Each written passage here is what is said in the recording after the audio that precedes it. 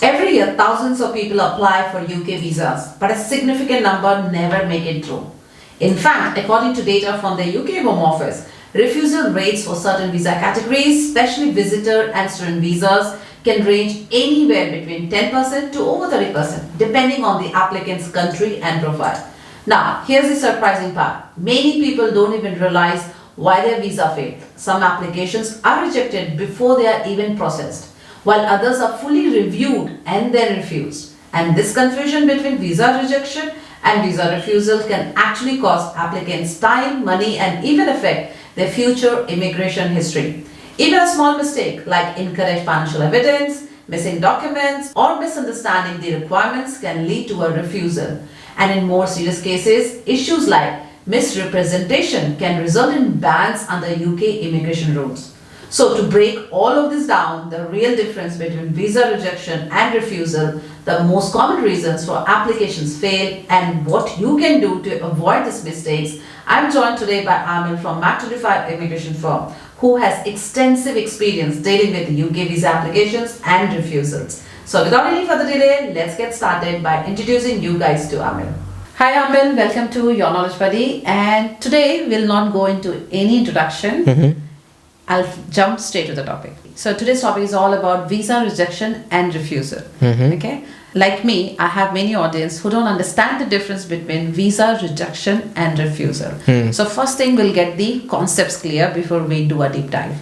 So if you can explain in simple word, what is visa rejection versus what is visa refusal, that will help us set the context.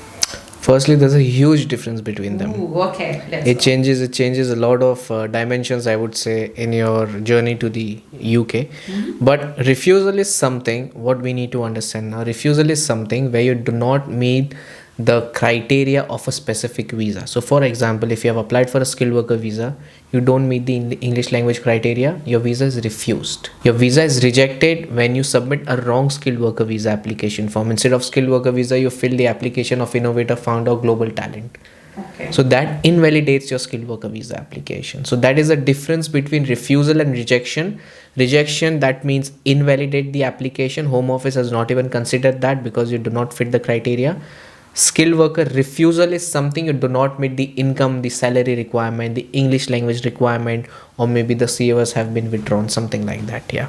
Okay, so what is worst, getting rejected or getting refused? To be honest, both.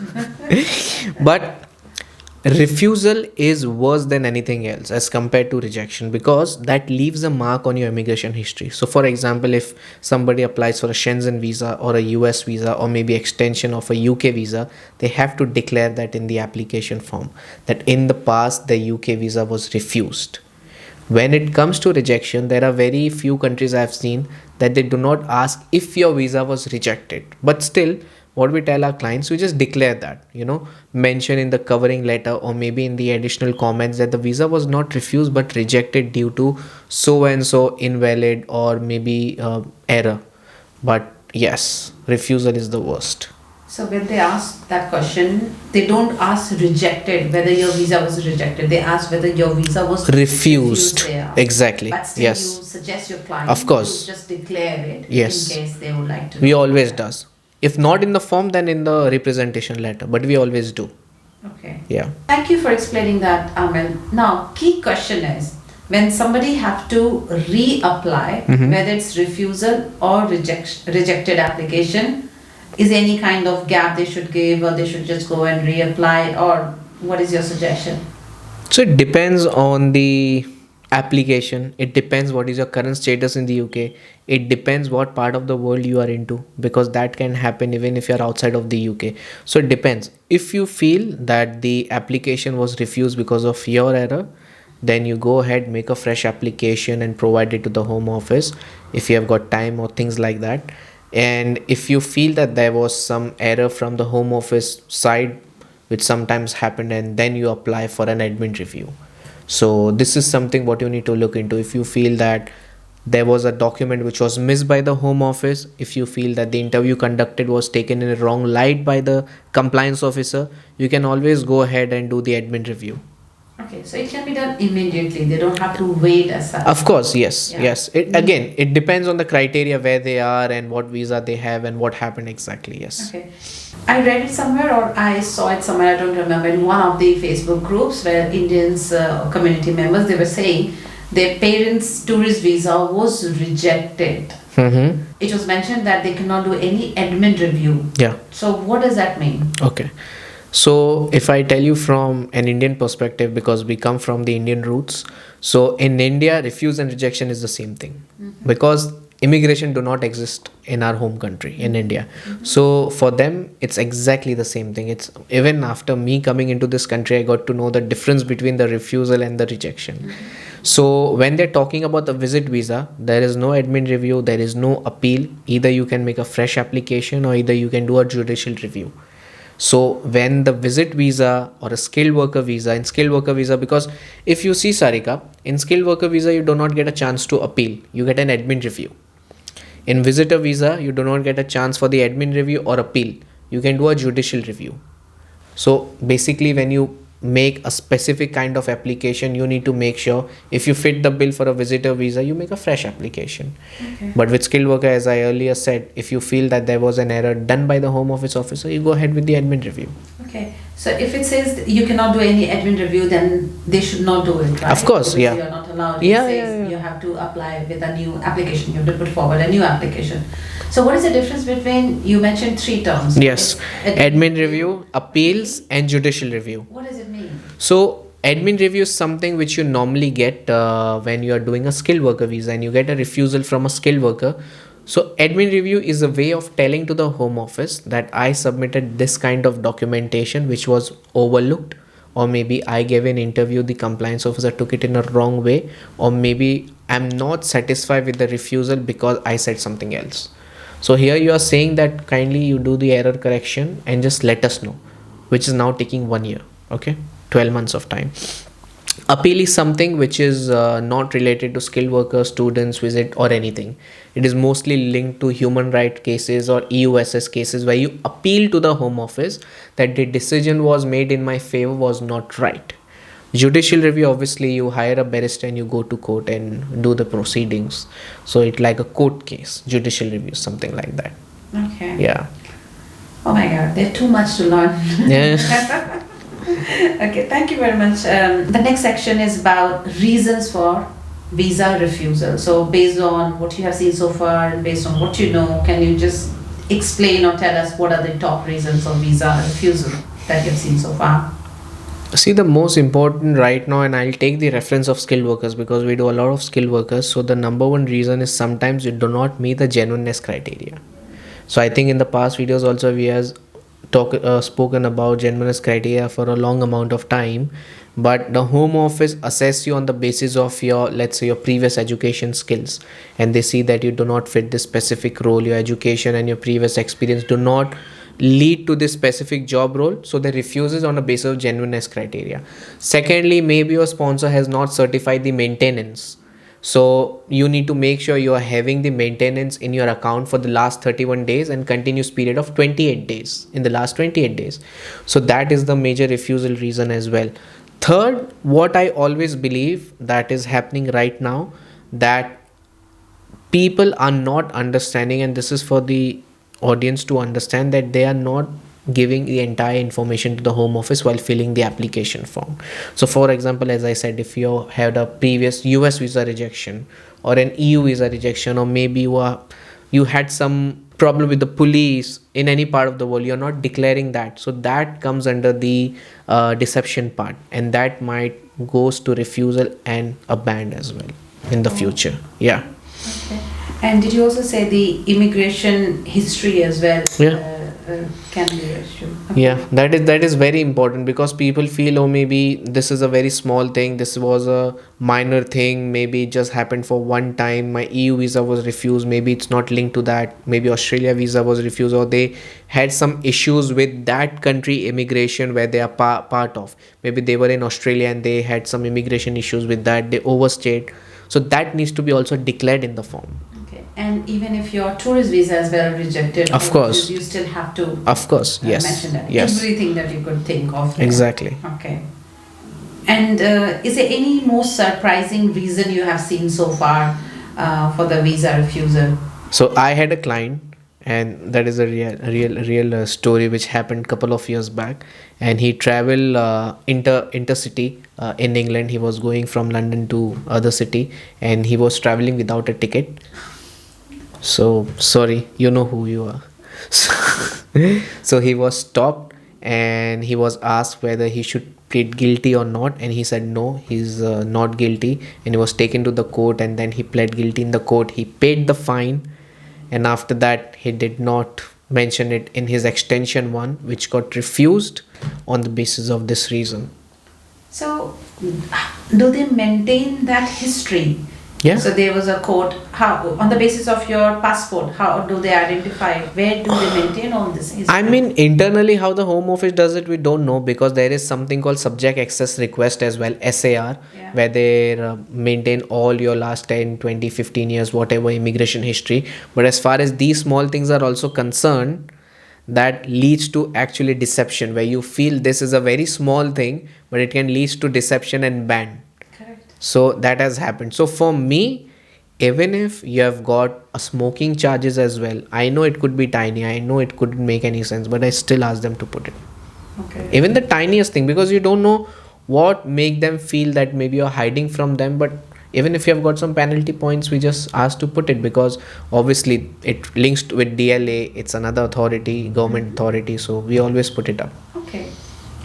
Thank you. So we already now discussed about visa refusal. Mhm. So is the visa rejection almost the same reasons, or is it different? I think it will be different because Yeah. based on what you explained. Completely different. Yeah. Can we explain some of the reasons? Number one, I have seen not filling right application form. Mhm. That's number one. That's very common. Maybe for settlement they get confused, because for settlement for a spouse is a different form, settlement for a skilled worker visa is a different form. So they fill the wrong form. Another thing I have seen, that you're not paying the right immigration charges because you're not putting the right dates. So you're not putting the right money. So that also becomes rejected. Sometimes you also select your job comes under the immigration salary list, which is not. So that also make it rejected. And I think one of the funniest one I recently saw, that the client made the application but forgot to book the biometrics. Okay. Yeah. And then? Then the Home Office sent him a warning email that you have got 14 days from the calendar that you need to book the biometrics. Fortunately, he did that, but even that counts as a rejected application.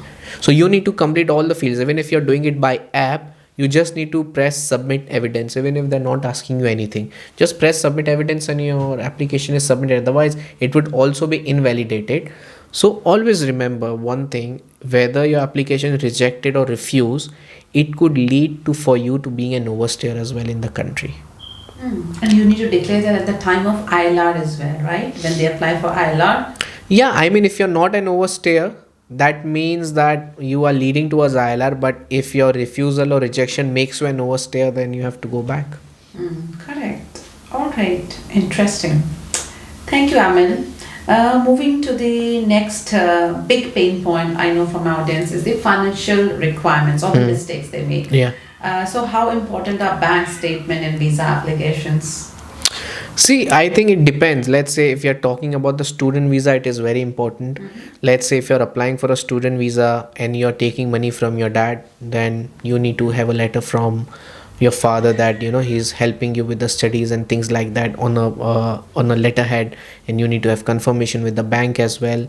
When we are talking about the skilled worker, the maintenance needs to be certified by the sponsor, or else you need to have £1,270 in your account in the last 31 days for a continuous period of 28 days. That is very important. So these are the two examples I think that on a day-to-day basis we deal with as far as the financial requirements are concerned. Okay. Yeah. So, what is the correct way to show funds? For example, a student generally asked me, Yeah. parents had a fixed deposit. Yeah. But it was not on the name of the child, but it Yeah. was on the name of the parents. Of course. Can they show that fixed deposit as well for Yeah, themselves? yeah, they can show, they if they are minor, they need a letter from the parents. They need a Letters, letter from okay. the bank of the manager as well to Bank. confirm the relationship. And obviously, with that, you'll send your birth certificate, your parents' marriage certificate to connect all the dots. Okay. Yeah, And can they also show their property papers? Will that help? that helps with the loan, not with the fees and with the finance. Okay. Yeah, So you need fixed deposit is accepted. bank Parents' statements. money, bank statement. Gift from joint somebody account. else. Gift from somebody else is also Gift is also accepted with a accepted letter. As long as your letter. Yeah. As long as you have that letter. Exactly. So that is also Yeah. accepted. Okay, great. Okay, thanks, Amil. My next question is around what if someone submits their fake or misleading documents? What happens? Get a 10-year ban. 10 year. Yeah. I can give you an example because as immigration law firms, we don't get that tools or software. Maybe we can cross check and verify certain documentations apart from the AML checks. But as far as specific documents are concerned, like bank statements or degree certificate, I have seen, and as I gave you the example of the train ticket as well. So if these things are not being mentioned on the application form, if any fraudulent documentations are being submitted to the Home Office, straight away you'll be banned for 10 years. Okay. And at the end of the day, what you need to understand, you can't even appeal because of the authentication of that documentation. Because once the Home Office looks at the verification and things like that, you don't have any chance for it until and unless you have got a solid evidence or a substance. So fake documents, irrespective of any visa category they are submitting, doesn't matter whether it's a tourist visa, skill visa, or whatever visa, as long as 10 it's years fake, ban. it's a Yeah. 10 years ban. Yeah. Okay, moving to the next section, which is about the genuine intent. So in the visa application, there's a section about genuine intent, right? So Yeah. what does genuine intent actually mean? See, genuineness criteria is in the guidance, which has been recently been put up maybe last year or so. So every category we need to make sure, let's say if you're coming to visit to the UK, you need to make sure that you have got a genuineness feeling, a mindset that I'll come to the UK, I'll visit the country, I'll do what I want to do, and I'll go back to my home country. So that is the genuineness criteria. You should not be coming to the UK as a visitor, thinking of finding a job, and then finding a job, going back and applying again, or maybe working somewhere, taking money, which is breach as per the immigration law of the specific category. Maybe you're a skilled worker, you're coming from a chef background, have no knowledge about IT, and then suddenly get a job of an IT consultant. So the Home Office will actually conduct the interview to check the genuineness of it, and then if they are satisfied, then obviously you'll get the visa. So every category has their own genuineness criteria, and every category have their own rules of breaching, how you are able to breach the immigration law, and what are the repercussions of that. Okay. But how does Home Office decide if someone is genuine or not? How will they decide it? So see, for example, in visit visa, it is very evident. If you come as a visitor, you just do the tourism sightseeing and then go back. If you are being caught working somewhere, getting money, or maybe studying, finding a job, you'll be taken back. That's one thing. Skilled worker, as I said, if you don't have specific knowledge, because they have their own set of questions, let's say for an IT consultant, they have their own set of technical questions. They'll ask you that question. If they're not satisfied that you actually fit the criteria of an IT consultant, even if you have the education and experience, they'll ask that you need to go back or maybe apply for some other visa category. Okay. So they have their own deciding ways, they have their own criterias or maybe markup system what they use internally. But some categories are self-explanatory, as visitor visa, or maybe as a student visa you cannot work full time. So that way you're breaching the genuineness criteria of your visa conditions. And if they're caught, then they're banned. Of right? course. Yeah, deported and then you're banned, of Yeah. course. Yeah. Okay. I read or I saw in the news as well that recently many Uber Eats driver, Yeah. Deliveroo, and they were caught Yeah. doing something they were not supposed to be. Right. I think they were on a student visa or some other visa. Right, but yeah. Definitely they were not supposed to do that. Thank you, Amil, so far. Moving to next question, which is about impact on future applications. So does a visa refusal affect future visa chances as well? It depends that on what basis your visa was refused. Was it basis on the terms that you provided a fake documentations, whether you are still under the bracket of the banned conditions for like 1 year, 2 year, 5 years, or 10 years, or maybe the refusal was simply because of a minor mistake. So let's say if you feel you're in the right, then you should apply for the visa as soon as possible by correcting the issues. If you're under the bracket of the immigration ban, then you need to wait until the ban is over, and then you should start making a new application. Okay. Yeah. Thank you. Let's talk about cooling off period as well. Yeah. Should people wait before reapplying after refusal? So there is no cooling off period as such as far as the visa conditions are concerned. There is only immigration ban, which takes from 1 to 5 and 10 years, and there is no such as cooling off periods. Let's say in visitor visa, I always tell my clients, if your visa is refused and if you feel that you haven't provided right set of documentation, maybe something was missing or overlooked by the officer, we applied again the next day with the right set of documentation, and it has become successful. Yes. Yeah. Yes. Because my next question was, can you give an example? This is the example. And then with example. But if you want, I can elaborate on that. So there was a couple from India, elderly couple who wanted to visit UK, and obviously the couple was retired, but they had their own property. They have a regular doctors coming in and going out. They have the children not living with them, but still looking after them, and they have got the savings account. So when we applied for a visit visa, they forgot to mention and declare us that they have got a savings of around £55,000, and the visit visa was refused on the basis of they don't have any enough financial ties and strong conditions with the home country. So I think we applied in the next 2 days with the financial documentation, savings, and we took few letters from the doctors, from the accountants, from the kids that obviously they'll come back. It's their age, they have ongoing treatment, and the visa was successful. Okay, great. Yeah. Thank you, Amil. We discussed a lot today on visa refusal and rejection. Any final thoughts before we wrap up today's video? I mean, it's anyone who's watching this, make sure that whatever category you apply in, make sure whatever eligibility criteria you have for that specific visa category, you read it thoroughly with the immigration rules, whether the salary requirements, whether you're filling the right form, whether you're paying the right fee. And also, if you're applying for a skilled worker visa, you should talk to your sponsor. They might get an inquiry from the home office. Maybe the salary is not right, or maybe they need to update something in the SMS. So do it as quickly as possible to avoid the refusal. Okay, great. Thank you very much, Amil. Thank you for sharing your knowledge on this topic. And if you guys need any help, immigration help, all the details are in my pinned comment and description. So make sure contact Amil for any processing of your visa, or if you need any legal help or guidance. Thank you very much, and I'll see you guys in the next video. Thank you, Amil. Thank you, Sarika.